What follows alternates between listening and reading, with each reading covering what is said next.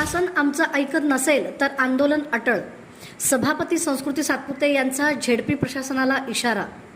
सोलापूर जिल्हा परिषदेच्या समाज कल्याण व दिव्यांग कल्याण विभागातील कर्मचाऱ्यांच्या कमतरतेवरून समाज कल्याण सभापती संस्कृती सातपुते यांनी प्रशासनावर तीव्र नाराजी व्यक्त केली आहे. समाज कल्याण कार्यालयातील अतिरिक्त कामकाज पाहणारे अधिकारी मनोज मेहत्रे यांच्यावरील कारवाईबाबत बोलताना त्यांनी संताप व्यक्त केला. विभागात आधीच कर्मचाऱ्यांची कमतरता आहे. जे कर्मचारी काम करत आहेत त्यांच्यावर कारवाई करणे योग्य नाही.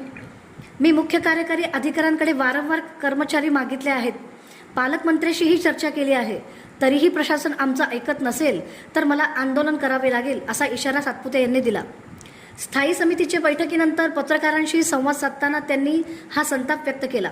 दरम्यान या प्रकरणावर जिल्हा परिषदेचे मुख्य कार्यकारी अधिकारी कुशल जैन काय भूमिका घेतात याकडे आता सर्वांचे लक्ष लागले आहे.